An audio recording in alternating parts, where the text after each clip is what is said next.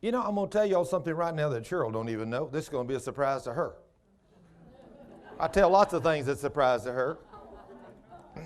But here a while back, this will sound so insignificant to you. But the other morning, I got up and came up to the ministry center about 9 o'clock, and I had a bowl of cereal. You know, I'm a busy guy. I'm doing all kinds of things. So in the afternoon, about 3 or 4, Cheryl wanted to go eat something. She came over to the ministry center, and she said, honey, have you eaten today? Now, she said, have you eaten today? And I said, no. Now, what did I just do? Did I plan to lie to my wife? No. But see, I was thinking when she says, have you eaten today, I'm thinking about lunch. But she didn't say. It took about 2 weeks for this to soak in on this little brain. And but within hours of what I said, I began to come down with a little bit of a stopped up head and a runny nose. I fought this battle. I did everything. 3 or 4 days I had that. I thought, Lord, you said that devil can't do this to me. I said, Lord, I hadn't done nothing wrong. What have I done wrong? And I sought God for a week. And then the Lord told me, he said, you lied to your wife. I said, what? I didn't lie to her. He said, she asked you, have you eaten today? And you said no, and said you had a bowl of cereal that morning. I thought, God. He said, did I tell you to tell the truth or you'd open the door to the devil? I said, yes, Lord. He said, well, then what do you not understand about don't lie? Is that awesome? I mean, I could not figure. She asked me a simple question. Have you eaten today? Now, she said, have you eaten lunch? I'd have said no. But she said, have you eaten today? I forgot about having a bowl of cereal. I had a bowl of cereal. I lied to her, not intentionally, but it caused me to fight about a 4 or 5 battle. You remember that 4 or 5 days I had I fought with that? I couldn't figure out why. I kept thinking it was me. Huh? I kept thinking it was me. Oh, you kept thinking it was you. Thought you'd done something wrong. I shouldn't have told that, see? No. But, you know, it took me 2 weeks to get through to the Lord to figure out what opened that door for that devil to come in. Now, isn't that, somebody say, that's going a little too far? Did God say, don't lie? What do you think he meant? Don't lie. Put on the, gird your loins about with truth. But a little bitty white lie, Michael, once in a while, that couldn't hurt, could it? Yeah. I guess it can, can't it? Open the door to the devil. And guess who he's watching extremely close? He's watching me. You might be able to get by with that little lie, but he ain't going to let me get by with it. He says, oh, I got legal right to Thurman. He just lied. There's a crack in his armor. So here's a little fiery dart. Let's put it right through that little bitty hole. But I can hit that. It took me 2 weeks to figure that out. I lied to my wife. Didn't intend to. You see how critical this is? You want to walk in divine health?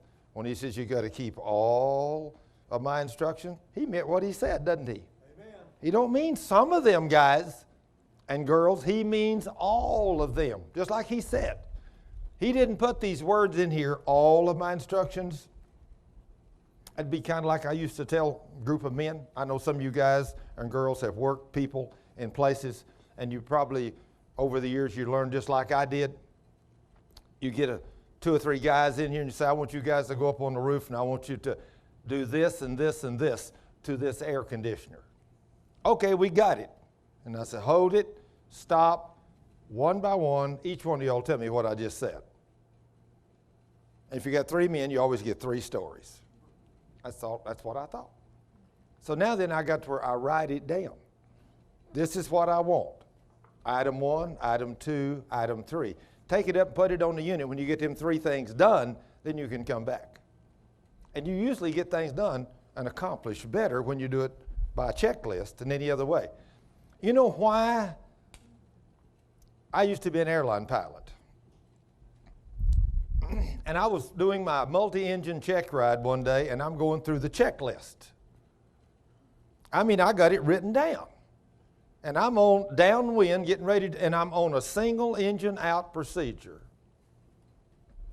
I got one engine out, and I'm on downwind, and all of a sudden the tower tells me, and I'm on the checklist, the tower tells me, he says, you're going to be too close to guys. He said, make a right 360 and come back in and re-enter the pattern, and then you'll be okay. So I said, okay. So I made my right 360, and I come back in, and I started my checklist again. I was to the landing gear, and I started one notch below the landing gear, which meant I missed the landing gear. Now, only pilots know landing gear is not all that important, is it? No, it's not all important as long as you're flying. Well, when you get on the ground, you need it. Well, I come around, made it, and I'm on my final approach, and this beast would not slow down like it's supposed to slow down, and I'm thinking, what did I do wrong? And I have an FAA inspector in there with me, of all things. And about that time, the tower says, calls my number and says, either lower your gear or go around. I thought, isn't this something? I only missed one item on the checklist. One. But if that man hadn't have caught me, if he hadn't have said what he said, of course, I'm sure that FAA inspector would have never let me land it with the gear up. He'd have said something, I guarantee you. But he was going to wait till the last second. But the tower told me in advance. And, of course, when I realized what I'd done, I thought, well, boy, if I ever blew a check ride, this is a good one.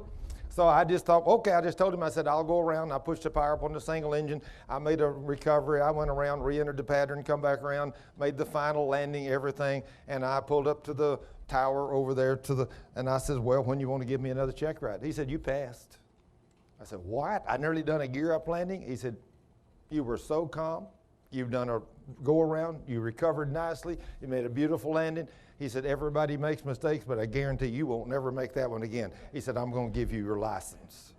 And he's right. I flew them beasts all over the world after that. And let me tell you, from that day, I never, ever, ever landed a DC-8 anywhere in the world. I hadn't been through the checklist at least 3 times, Keith. I don't know if you go through it that much, but I do. I went through that. I made sure I looked at everything, and I never missed anything after that. Never. Because I knew the importance.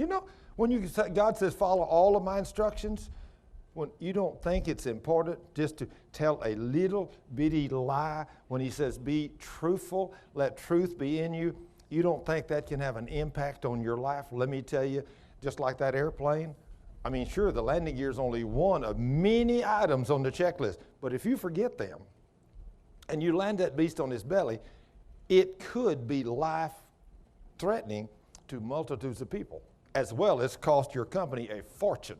Because after they get through recovering that airplane, sliding down that runway at 100 knots, let me tell you, it's going to do some serious damage to that piece of equipment. Plus, it could kill everybody on there, depending on what happened. Instructions are very critical.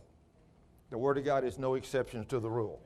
So since it says no curse comes upon you undeserved in Proverbs 26:2, I knew when that little cold and runny nose type deal come up on me, I fought it tooth and nail. But I couldn't get over that beast. It took me 3 or 4 days to drive that thing out. And I kept asking the Lord, Lord, what did I do wrong? I knew I had to do something wrong. But it took about 2 weeks when he revealed to me this is clear. He said, you lied to your wife over a simple little thing. Honey, have you eaten today? And I said, no. Isn't that amazing how simple that is? And that made me have a runny nose for 3 or 4 days. The Word of God, when he says, keep all of my instructions, you think he means that? He means that. He says, if you follow all of my instructions and be careful to do everything, he clearly says there that you must serve only the Lord your God. If you do, I will bless you with food and water, and I will keep you healthy. No sickness. There will be no miscarriages, no infertility among your people, and I will give you a long, full life. I don't know about you, I want a long, full life. There's a requirement to get there. You can't live like the devil and get there.